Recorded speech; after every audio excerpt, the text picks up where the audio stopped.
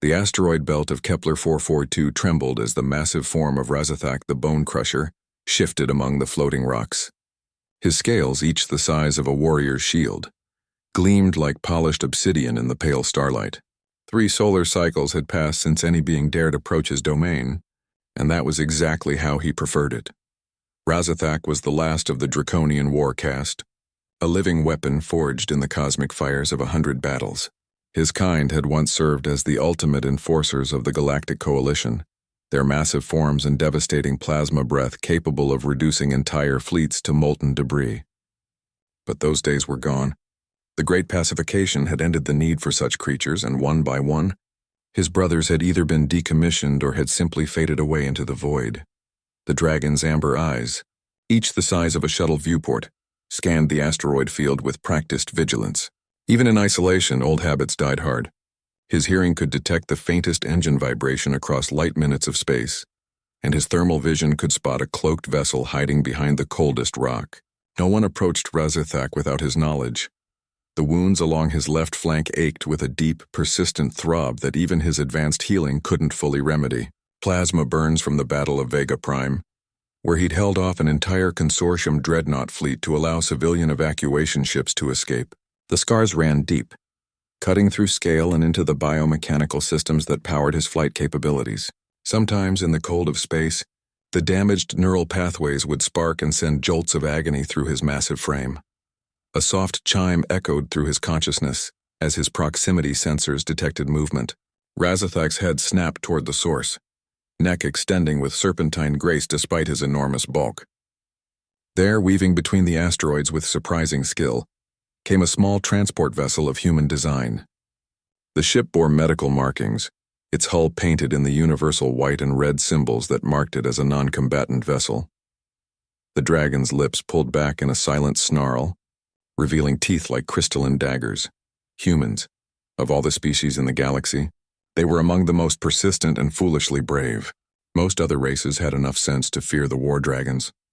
The Cathai would flee at the mere mention of his name. The crystalline Zephyrians would shatter their own communication arrays rather than risk contact. But humans? They seemed to view danger as merely another problem to solve. The transport's communication array activated, sending out a broad-spectrum signal that Razithak's built-in receivers automatically decoded. A young female voice, speaking in the common galactic tongue with that distinctive human accent that somehow managed to sound both awkward and endearing. "This is medical transport vessel Mercy's Hand, requesting permission to approach. We've received reports of an injured dragon in this sector and are offering medical assistance." Razithak's massive chest rumbled with what might have been laughter if dragons were capable of such things. Injured? The audacity was almost amusing. He was Razithak the Bone Crusher, the Void Stalker, the Deathbringer of Proxima Station. He didn't need help from anyone, least of all from some soft-skinned human medic who probably weighed less than one of his claws. The transport continued its approach, moving with careful precision through the asteroid field. Razithak could see through the cockpit viewport now, could make out the small figure at the controls, a human female, young by their standards with the pale skin and dark hair common to their species. She wore the simple blue uniform of the Galactic Medical Corps, and her movements as she piloted the craft spoke of both competence and determination. "Please respond." "Honored Dragon," the voice came again, softer now, almost pleading. "I know you're there. My sensors show massive biosignatures in this area. I'm not armed and I'm not here to bother you. I just want to help." The dragon's scarred head tilted slightly. There was something in the human's voice, a quality he hadn't heard in decades. Not fear, which would have been understandable. Not awe, which was what most beings felt in his presence. This was something else entirely. Compassion, perhaps. The concept was so foreign to his warrior's mind that he almost couldn't identify it. A warning pulse from his damaged neural pathways reminded him of his wounds. The pain had been growing worse lately, and his self-repair systems were struggling to compensate. During the last solar flare, the electromagnetic interference had triggered a cascade failure that left him unable to move for nearly 6 hours. He'd been fortunate that no scavengers had found him in that vulnerable state, but accepting help from a human, the very idea went against everything he'd been programmed to be. War dragons were self-sufficient. They needed no one and nothing except the battle and the void. To show weakness was to invite destruction. The transport had stopped now, maintaining a respectful distance of several kilometers. The human wasn't trying to force her way closer, wasn't demanding his attention or threatening him with consequences if he didn't respond. She was simply waiting, floating there in her tiny ship like a mote of dust before a star. "I'll wait here for as long as you need," the voice said quietly. "No pressure, no demands. But if you change your mind, I have medical supplies and experience treating biomechanical trauma. My name is Elena Vasquez, and I've been working with wounded veterans for 3 years now. Dragons included." Rezethak's amber eyes narrowed. Dragons included? The statement was intriguing despite himself. Very few dragons had survived the transition to peacetime, and fewer still would have sought medical aid from organic beings. Who was this human that she claimed experience with his kind? The dragon settled back against a particularly large asteroid, his massive claws finding purchase in the ancient rock. He would not respond. He would not show weakness. But perhaps he would watch this strange little human for a while longer, if only to understand what motivated such foolish bravery. In the cold silence of space, two very different beings regarded each other across the void, neither knowing that this moment would change both of their lives forever. Elena Vasquez checked her ship's chronometer and sighed softly. 18 hours had passed since she'd first made contact with the dragon, and still no response.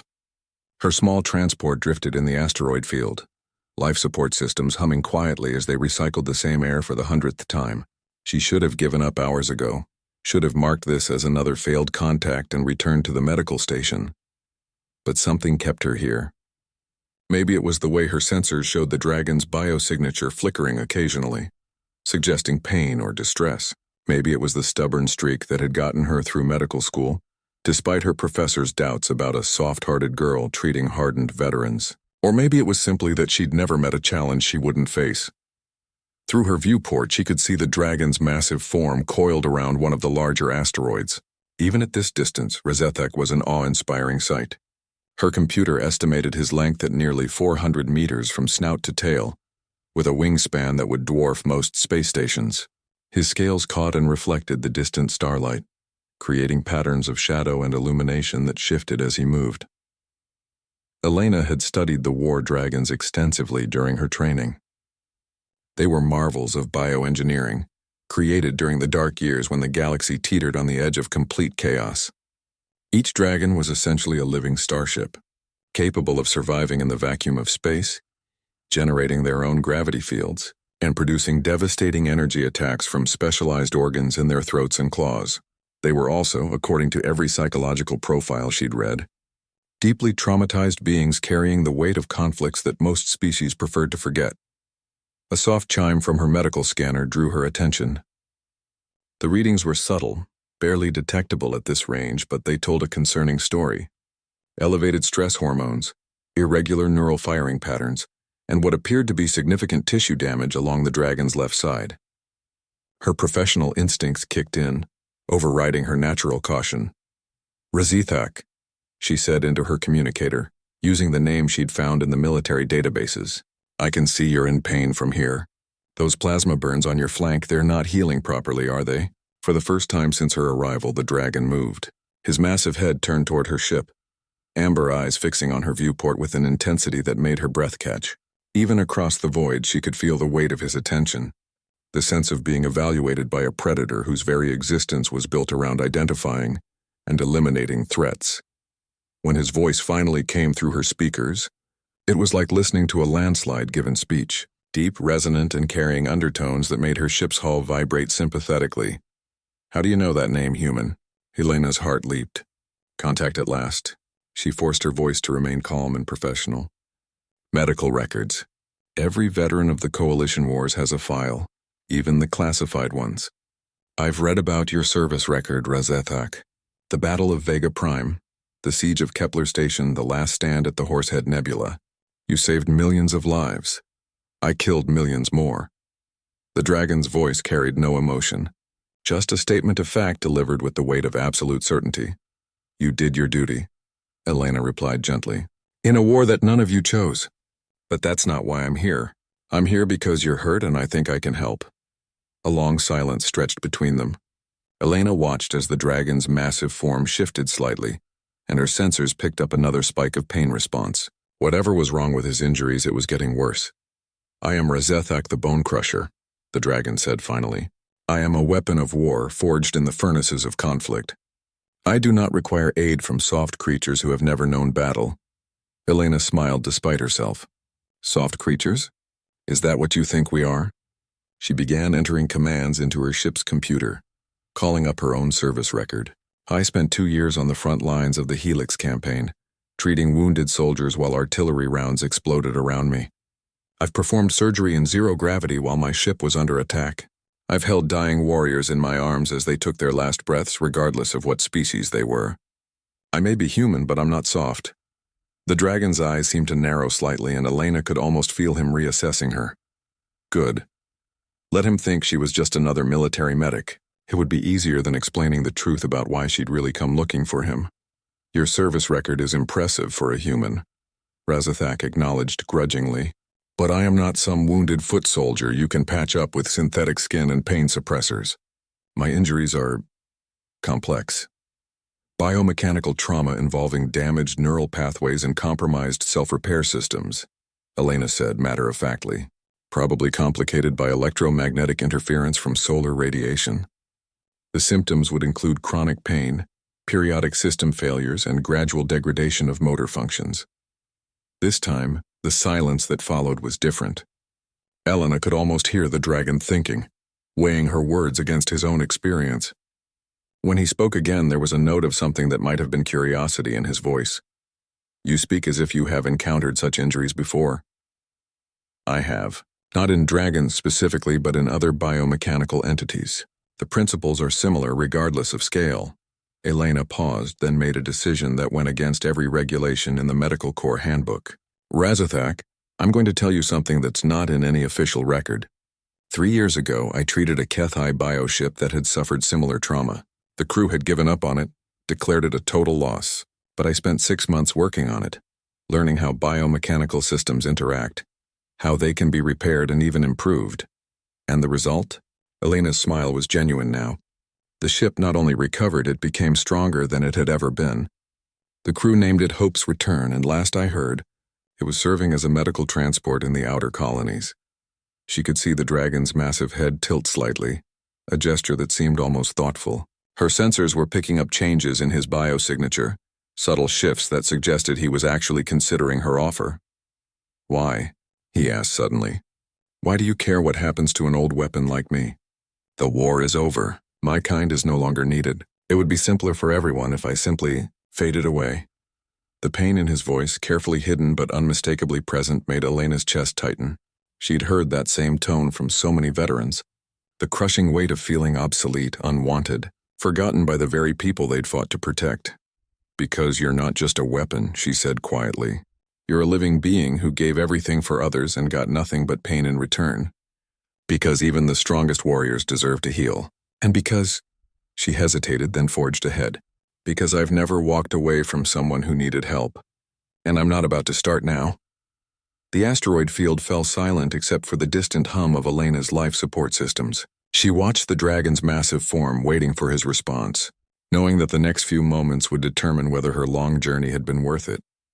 Finally, after what felt like an eternity, Razethak spoke. "You may approach, human medic, but know this. If you try to deceive me, if this is some trap or trick, I will end you without hesitation." Elena's hands were already moving to her piloting controls. "Understood. And Razethak, thank you for trusting me." As her ship began its careful approach toward the most dangerous being in known space, Elena couldn't shake the feeling that she was about to embark on the most important medical case of her career. Elena's hands trembled slightly as she guided the Mercy's hand through the final approach sequence. Up close, Razethak was even more magnificent and terrifying than she'd imagined. His scales were not the simple black she'd perceived from a distance, but rather a complex pattern of deep purples, midnight blues, and obsidian that shifted and changed as the starlight played across his massive form. The dragon had positioned himself along a relatively flat asteroid, his body coiled in a way that reminded Elena of a cat preparing to spring. His great head tracked her movement with predatory focus, amber eyes that glowed with their own inner light never leaving her ship. Each of those eyes was larger than her cockpit viewport, and she could see herself reflected in them like a tiny speck of metal against the cosmic dark. Landing coordinates are being transmitted to your navigation system. Razathak's voice rumbled through her speakers. Approach from the starboard side. My weapon systems are safetied, but proximity to my port flank may trigger defensive reflexes. Elena nodded, following his guidance as she brought her transport down onto the asteroid's surface. The artificial gravity generator kicked in as soon as her landing struts made contact, creating a bubble of Earth-normal gravity around her ship. Through her viewport, she could see the dragon's massive claws gripping the rock, each talon the size of a construction girder and sharp enough to cut through starship armor like paper. Beginning environmental scan, she announced, running her sensors over the immediate area. Atmosphere is vacuum. Radiation levels are within acceptable limits for short-term exposure. I'm suiting up now. Your pressure suit will not protect you if I lose control, Razathak warned. Biomechanical systems can be unpredictable when damaged. If I tell you to retreat, do so immediately. Elena was already climbing into her medical-grade environmental suit, designed for working in hostile environments. Unlike standard pressure suits, this one incorporated kinetic barriers and emergency teleportation systems that could pull her back to her ship in microseconds if needed. She hoped she wouldn't need those features. Understood. I'm bringing a full medical scanner and emergency repair kit. Initial scans suggest the damage is concentrated along your left flank, approximately 200 meters back from your shoulder joint. The plasma burns from Vega Prime, Razathak confirmed. They cut deeper than I initially realized. The pain has been significant. Elena paused in her preparations, hearing something in the dragon's voice that her training had taught her to recognize. He wasn't just describing physical discomfort. For a being of his size and power, admitting to pain at all was probably equivalent to a human screaming in agony. I'm going to help you, she said quietly into her communicator. I know you've been alone with this for a long time, but you don't have to be anymore. The airlock cycled and Elena stepped out onto the asteroid's surface. The artificial gravity made movement possible, but she still had to be careful. One wrong step could send her floating off into the void, though her suit's emergency thrusters would probably get her back to safety. Standing on the surface, Elena had to crane her neck back to see Razathak's head, which towered above her like a living mountain. The dragon lowered himself slightly, bringing his massive face closer to her level, and Elena got her first real look at the being she'd traveled so far to help. His features were a blend of reptilian and mechanical, with bioluminescent circuits running along his jawline and around his eyes. When he breathed, she could see energy coursing through internal channels, and his teeth weren't just fangs but some kind of crystalline formation that probably served as focusing arrays for his plasma breath. This wasn't just a large animal. This was a living weapon system more complex than most starships. You are very small, Razathak observed, his voice causing vibrations Elena could feel through her suit's audio pickups. I had not realized how small humans actually are. Elena smiled inside her helmet. We make up for it with stubbornness. Now can you shift position so I can examine the damaged area? The dragon's massive form moved with surprising grace, uncoiling along the asteroid until his left flank was accessible to her. Elena immediately understood why her sensors had been showing distress signals. The damage was extensive, cutting through several layers of biomechanical armor and exposing the delicate neural networks underneath. Scar tissue had formed in an attempt to heal the wounds, but it was incomplete and clearly causing interference with normal function. This is going to require careful work, Elena said, unpacking her medical scanner. I need to understand how your biomechanical systems interface before I can develop a treatment plan. Is it safe for me to touch the damaged area? The external surfaces are safe, Razathak replied. But be cautious near the exposed neural channels. Direct contact with organic matter can cause system cascades. Elena nodded, activating her scanner and beginning a detailed examination of the wounds. What she found was both fascinating and heartbreaking. The dragon's biomechanical systems were incredibly sophisticated, integrating organic and artificial components in ways that human science was only beginning to understand. But the damage from the plasma burns had created a web of scar tissue that was interfering with normal function, causing chronic pain and gradually degrading his overall health. The good news is that your self-repair systems are still functional, Elena said as she worked. The bad news is that they're trying to heal around damaged components instead of replacing them. It's like trying to bandage a broken bone instead of setting it properly. Can it be corrected? There was something in the dragon's voice that Elena couldn't quite identify. Hope, perhaps carefully hidden beneath layers of stoic acceptance, I think so. But it's going to require microsurgery on your neural pathways, and that means I'll need to interface directly with your biomechanical systems. Are you willing to let me do that? The silence stretched for so long that Elena began to worry she'd overstepped some crucial boundary. When Razathak finally spoke, his voice was quieter than before, almost vulnerable. No one has touched my internal systems since my creation. The process is intimate. It would require you to share my sensory input to experience what I experience. Most beings find the contact overwhelming. Elena looked up at the massive head above her, seeing something in those amber eyes that she hadn't expected. Fear, not of pain or death, but of rejection, of having someone see inside him and find him lacking or monstrous.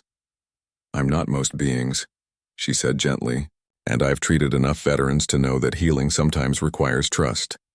If you're willing to let me help you, really help you, then I'm ready to do whatever it takes. The dragon's eyes closed for a long moment, and when they opened again, Elena saw something that took her breath away. Hope, real and undisguised, shining in those ancient orbs like stars being born. Very well, Elena Vasquez, Razethek said, using her name for the first time. I place myself in your care. But be warned. Once we begin this process, you will see things that may disturb you. You will experience memories of war, of death, of choices that haunt even a creature like me. Elena was already preparing her neural interface equipment, designed to work with biomechanical systems. Then I'll help you carry that burden too. No one should have to bear such memories alone. As she made the final preparations for the most complex medical procedure of her career, Elena couldn't shake the feeling that she was about to discover something that would change both of their lives forever. The war dragon had allowed no warrior near, but perhaps he would allow a healer to touch not just his wounds but his soul. Elena's hands moved with practiced precision as she assembled the neural interface array, a collection of microscopic probes and biocompatible connectors that would allow her consciousness to link directly with Razathak's biomechanical systems.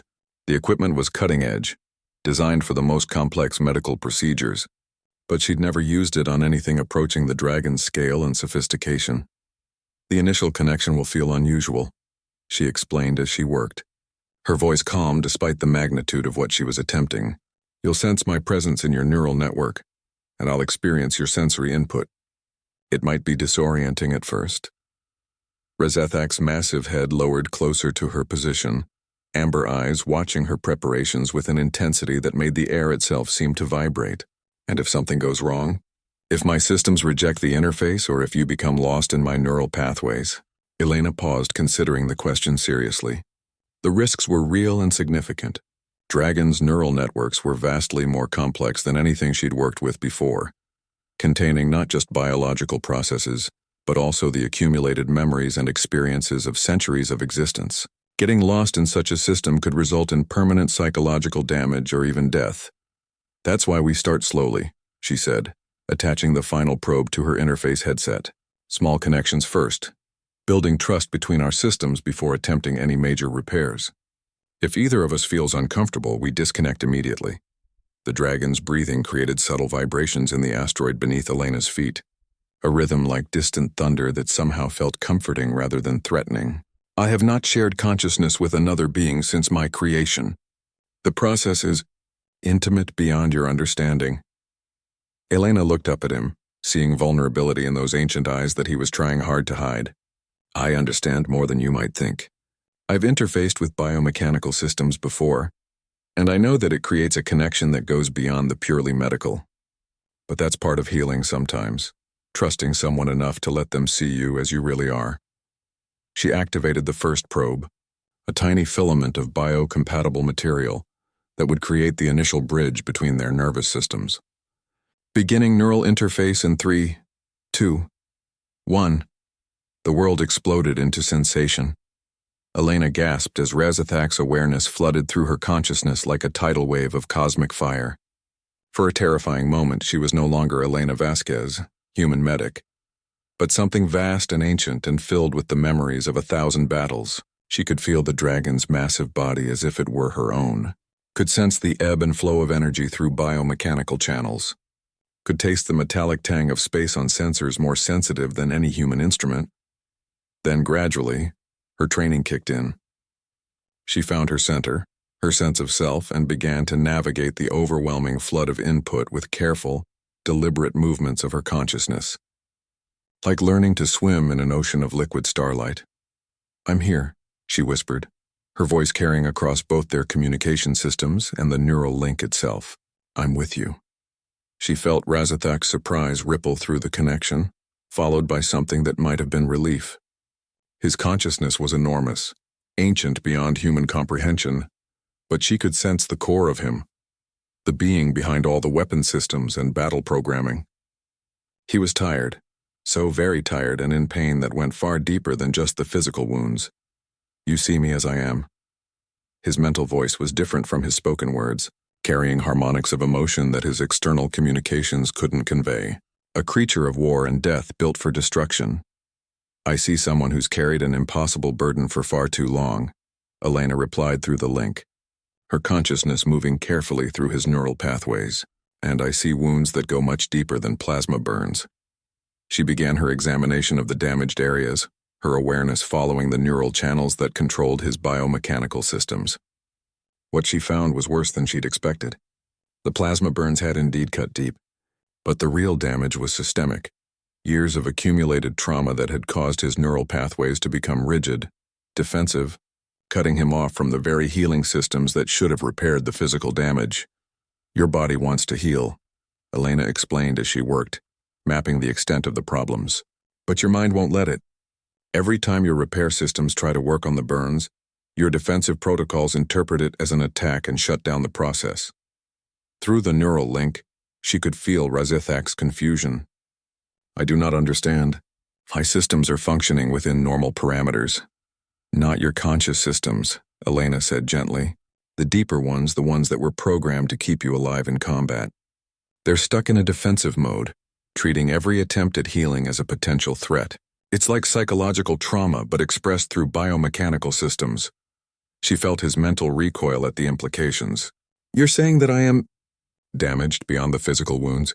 Elena's consciousness wrapped around his with gentle warmth, offering comfort without judgment. "I'm saying you're hurt, and you've been hurt for a long time. Not just by the plasma burns, but by everything you had to do, everything you had to be. Your neural pathways are trying to protect you from more pain, but they're also preventing you from healing." Through the connection, she began to sense deeper layers of his consciousness, memories that he kept locked away behind walls of stoic acceptance, images of battles fought across the galaxy, of worlds saved and worlds lost, of countless beings whose lives had depended on his actions. The weight of all that responsibility, all that death and destruction, pressed down on his consciousness like a physical force. "You don't have to carry this alone anymore," Elena whispered, her awareness moving deeper into the traumatized pathways. "Let me help you. Let me share the burden." What happened next surprised them both. Instead of the resistance she'd expected, Razathak's defensive barriers began to lower, allowing her consciousness to flow into areas of his mind that had been sealed off for decades. She saw his memories, felt his pain, experienced the crushing weight of being a living weapon in a galaxy that needed such terrible things. But she also saw something else, the core of who he really was beneath all the programming and conditioning. A being capable of love and loyalty and sacrifice who had given everything for others and asked for nothing in return. A protector's heart wrapped in a warrior's shell. "I see you," she said through the neural link, her consciousness intertwining with his in ways that went beyond the purely medical. "The real you underneath everything else. And you're beautiful." She felt his shock ripple through the connection, followed by something that might have been wonder. "How can you say that?" "You have seen what I am, what I have done."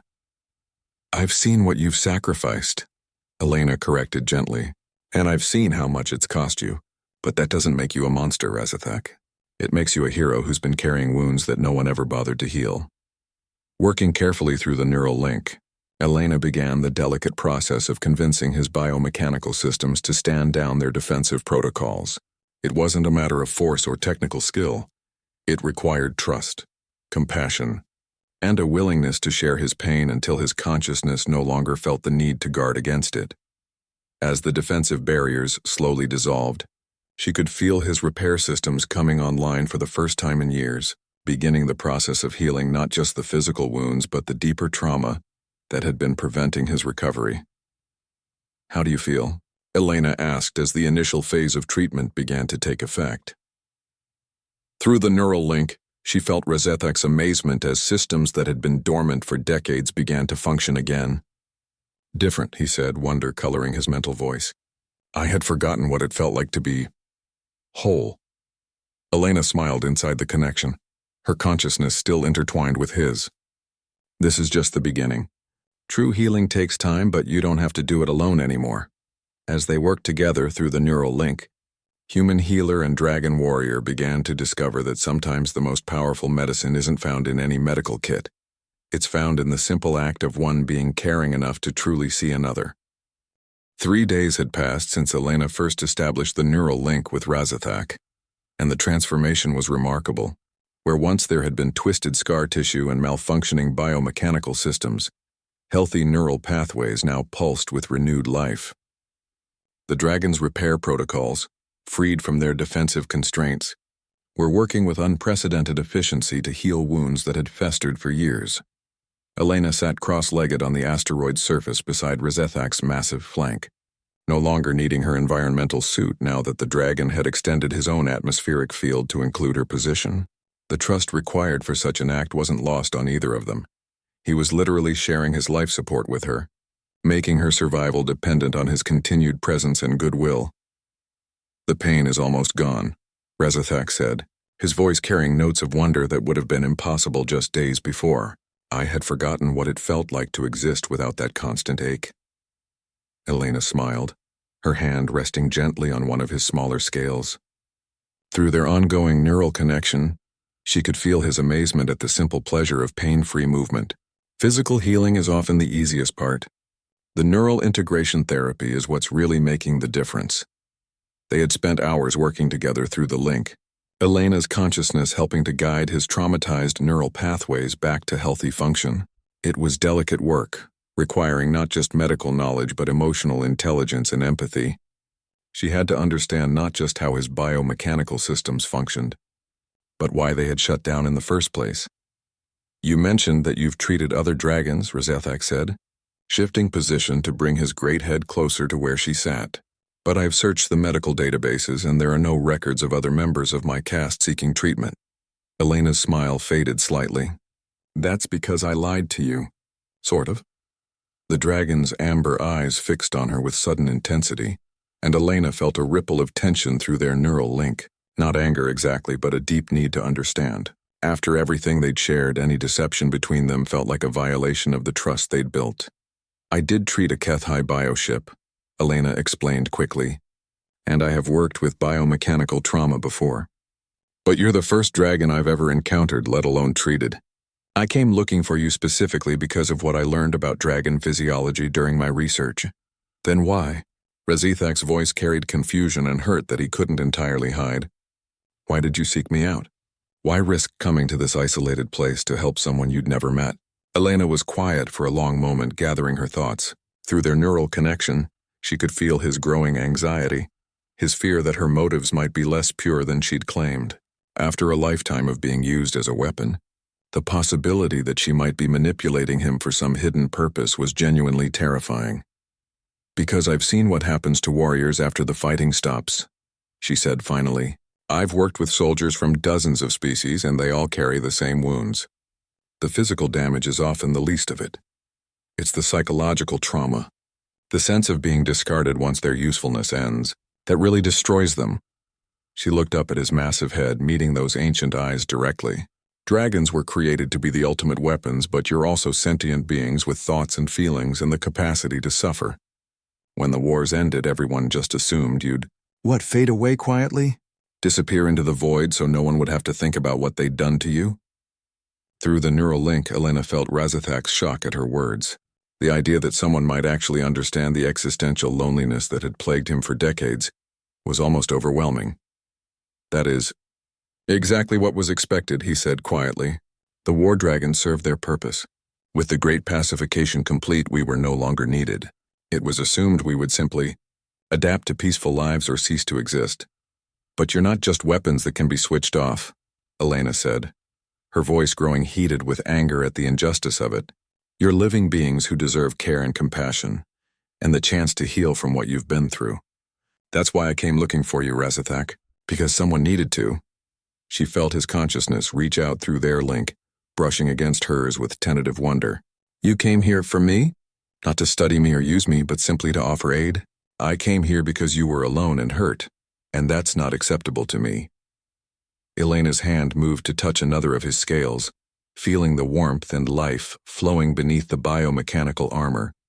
Every being deserves to be seen and valued for who they are, not just what they can do for others. The silence that followed was filled with emotional currents flowing through their neural connection. Elena could feel Razithak processing her words, examining them for deception or hidden motives and finding none.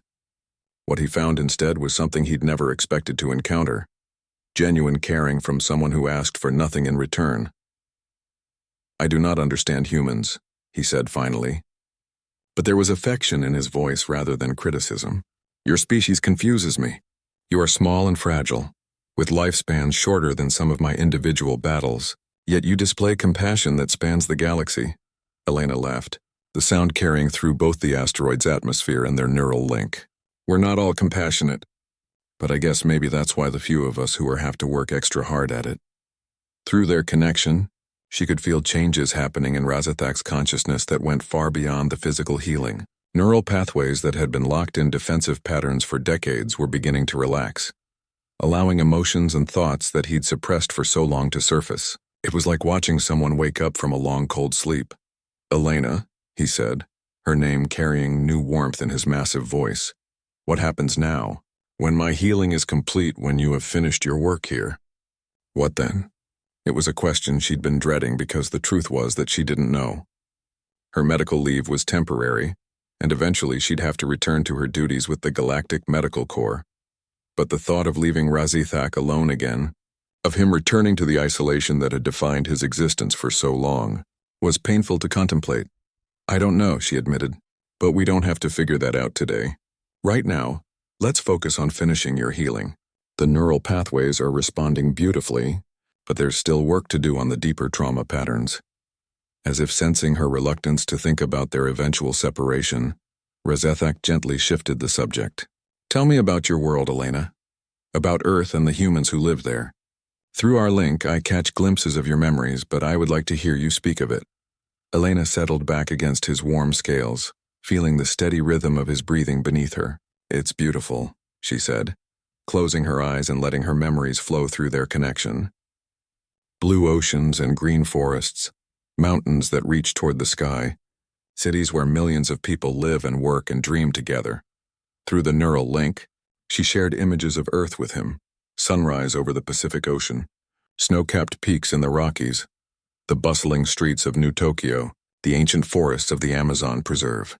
She showed him her childhood home, the medical school where she'd trained, the hospitals where she'd learned to heal.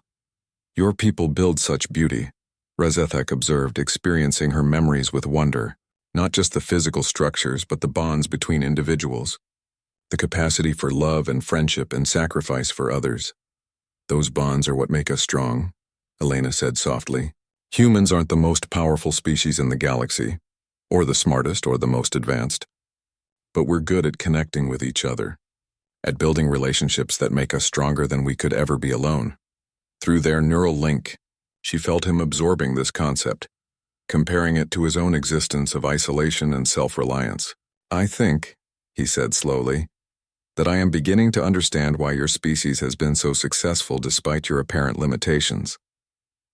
Elena opened her eyes and looked up at him, seeing something new in his expression. Hope, yes, but also a dawning awareness of possibilities he'd never considered before. What do you mean? You have shown me something I thought was impossible, Razithak said, his voice carrying the weight of revelation. You have given me a glimpse of what it might be like to exist not as a solitary weapon, but as part of something larger, as a being capable of connection and trust and... He paused, as if the word he wanted to say was too large and dangerous to speak aloud. Love? Elena suggested gently. Through their neural connection, she felt his shock at hearing the concept applied to himself. Can a creature like me even comprehend such a thing? Elena's smile was radiant as she reached up to touch the edge of his massive jaw. You already do, Razithak. You've been showing it every time you trust me enough to let me into your mind. Every time you share your pain so I can help heal it. Love isn't just about romance or family.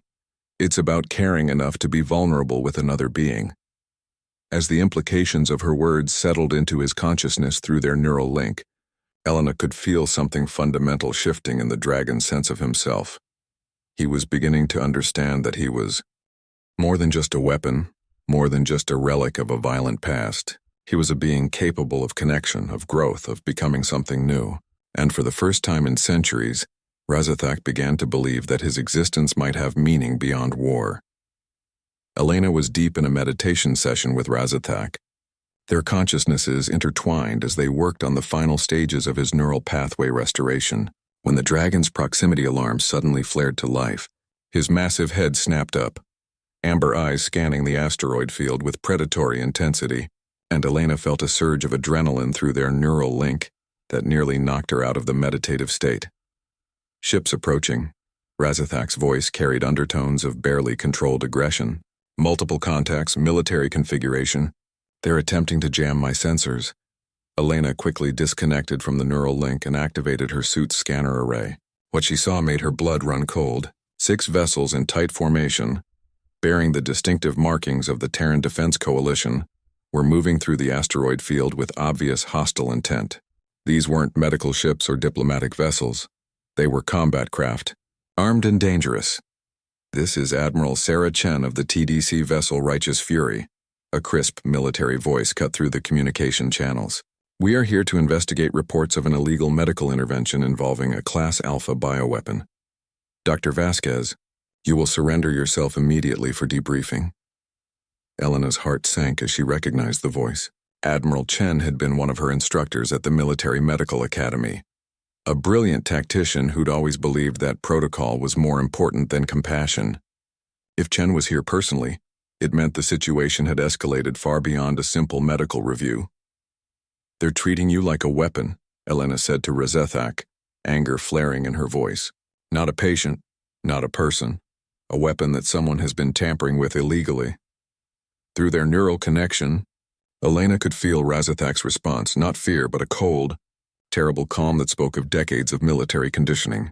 His biomechanical systems were coming online, weapon arrays charging, defensive protocols activating. In seconds, he had transformed from a healing patient back into the most dangerous military asset in known space. Dr. Vasquez, Admiral Chen's voice continued, you are in violation of approximately 15 different medical regulations, including unauthorized treatment of classified biomechanical entities. You will cease all activities and prepare for immediate extraction. Elena stepped forward, activating her own communication array. Admiral Chen, this is a medical situation.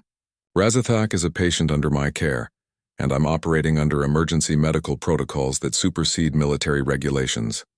Negative, Doctor. According to our intelligence, you have been engaging in unauthorized neural interface procedures with a war dragon, potentially compromising both its security protocols and your own psychological stability. This intervention is for your own safety. Elena felt Razithak's massive form tense beside her, weapon systems now fully online. Through their residual neural connection, she could sense his combat algorithms running targeting solutions on the approaching ships. He could destroy them all in minutes, but she also sensed his reluctance to do so.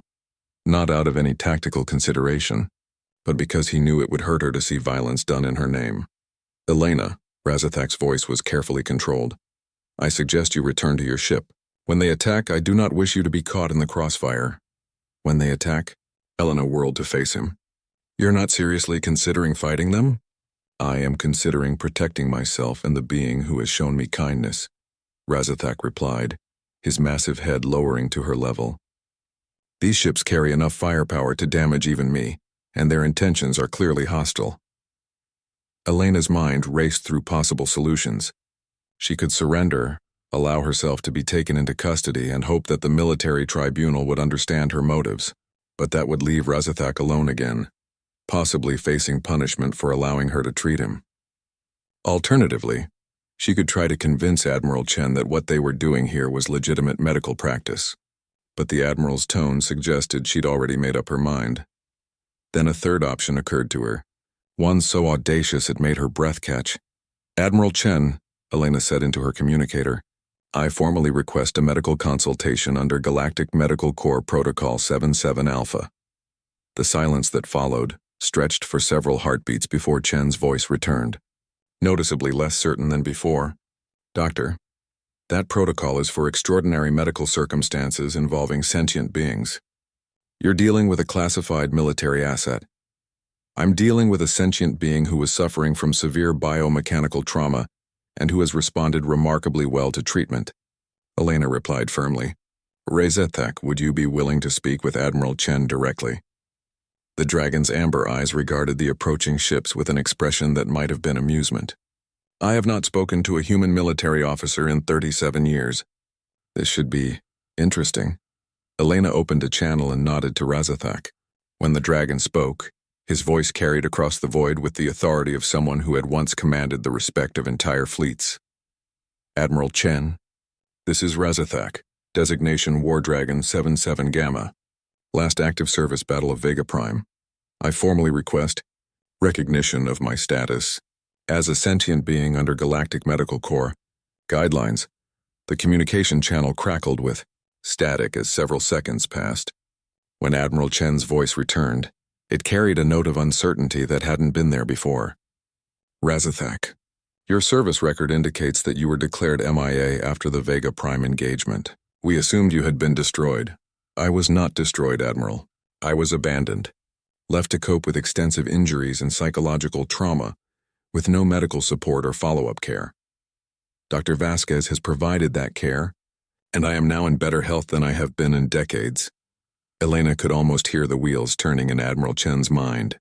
The legal implications of what Razithak was saying were staggering. If war dragons were officially recognized as sentient beings rather than military assets, it would mean that abandoning them after their service constituted a massive violation of military care protocols. "Dr. Vasquez," Admiral Chen said finally, "you will submit to a full medical and psychological evaluation to determine your fitness for duty. Razithak will submit to a comprehensive systems analysis to verify that his security protocols have not been compromised." "Negative, Admiral." Razithak's voice carried the unmistakable authority of someone who had once outranked everyone in the approaching fleet. "I am no longer property of the Terran Defense Coalition. I am a free sentient being, and I choose my own medical care provider. Dr. Vasquez has my complete trust and authorization to act on my behalf." Through their neural connection, Elena felt Razithak's amusement at the chaos his words were undoubtedly causing aboard the military ships. The legal precedent he was establishing would require completely rewriting decades of military protocol regarding biomechanical entities. Furthermore, Razithak continued, "Dr. Vasquez's treatment has not compromised my security protocols. If anything, it has enhanced my capabilities significantly. Admiral, I am transmitting my current system status to your flagship." Elena watched her scanner as data flowed from Razithak to the military ships, showing his remarkable recovery and the improvements to his biomechanical systems. She knew what Admiral Chen was seeing: a war dragon operating at peak efficiency for the first time in decades, fully healed and functioning better than his original specifications. "This is impossible." Admiral Chen's voice carried genuine amazement. "Your repair efficiency is showing at 112% of baseline. Your neural integration is more sophisticated than our most advanced AI systems. The result of proper medical care provided by someone who saw me as a patient rather than a weapon," Razithak replied. "Dr. Vasquez has accomplished what your military medical corps declared impossible: the complete rehabilitation of War Dragon trauma syndrome." Elena felt a surge of pride through their connection, mixed with Razithak's deep gratitude for what she had helped him achieve. But she also sensed something else, a growing confidence in his own worth as a being rather than as a tool. "Admiral," Elena said, stepping back into the conversation, "I propose a compromise. I'll submit to your medical evaluation, but it will be conducted here with Razathak present as my patient advocate. In return, the TDC formally recognizes the medical legitimacy of our work and establishes protocols for treating other war dragons who may need similar care. The pause that followed was longer this time, and Elena could imagine the frantic consultations taking place aboard the Admiral's flagship. Finally, Chen's voice returned, carrying a tone of grudging respect. Dr. Vasquez Razathak, your proposal has merit. We'll establish a temporary medical facility on a nearby asteroid for the evaluation, but I want to understand exactly how you accomplished what our best specialist said was impossible. Elena looked up at Razathak's massive form, feeling the warmth of their connection and the trust they'd built together. It's simple, Admiral. I treated him like a person instead of a machine. Sometimes that makes all the difference. As the military ships began to take up positions for an extended stay, Elena realized that their quiet healing session in the asteroid field was about to become something much larger.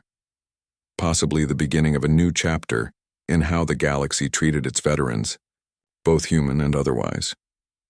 6 months had passed since Admiral Chen's evaluation team had arrived in the asteroid field, and the remote sector had been transformed into something unprecedented in galactic history.